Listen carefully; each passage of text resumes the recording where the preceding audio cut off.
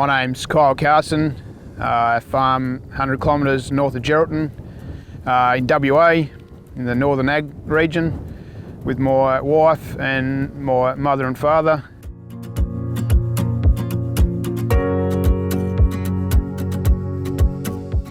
It's always been in the back of our minds to get a Goldacres. I've always heard they're highly efficient on fuel compared to the other models out there that are hydrostat drive.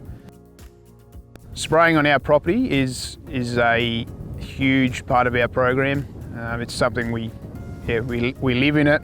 It's your office pretty well at the end of the day. Productivity is a game changer with the width of the machine, but also being able to spot spray weeds. There's a graph that the weed has to go through to determine whether it's a weed or not, and then obviously it sprays it.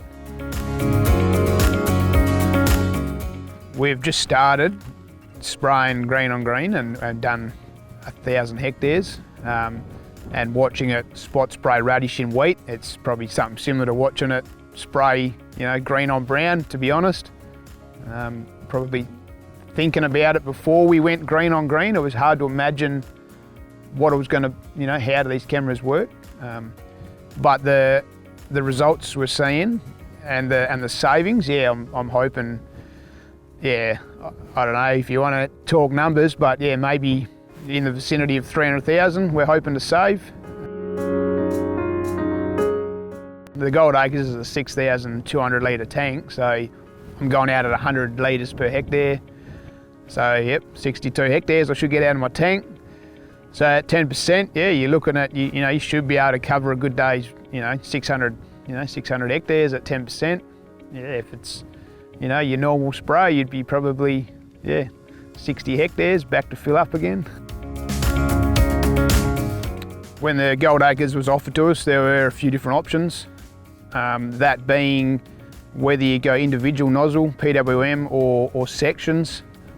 We opted to go to individual nozzles.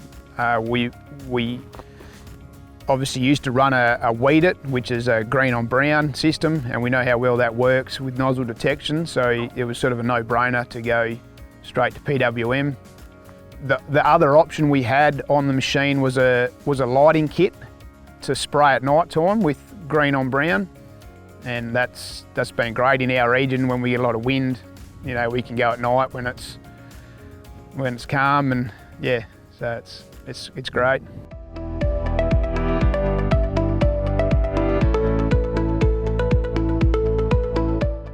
The view from the cab is next to none. We've got the John Deere screen there running the auto steer. We've got the Weedetect Bilberry computer that's sensing the weeds, so you can actually see them in real time running through the cameras. And then we've got the Raven controlling the pump, and then obviously you got the Goldacres, so you can see the level of your boom, if you're agitating, or you can see all your machine setups through the Goldacres computer. So the system we use to keep the boom level is a Raven.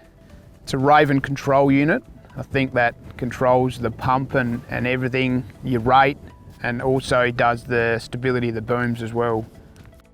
I'd have to say, I've never driven a boom spray that stays as level as the Goldacres. You can hit a road in the middle of a paddock and it doesn't move. The machine itself can move around a lot, but the wing just stays dead level. So when you're kicking back watching the nozzles pulsating, I reckon it's great. Like, especially when it's only spraying buddy 10% or whatever. You can sit back there and you look at your paddock and you think, when your blanket's spraying, you think, what am I spraying? There's nothing here. And this thing, you can chuck the footy on or whatever and it just does its thing. So it's great. It's definitely a no-brainer when it comes to, thinking, do I put cameras on my boom or not? Whether you're cropping 1,000 hectares or 10,000 hectares, I think it's a must. And now this is out, AI technology in crops is second to none. Yeah.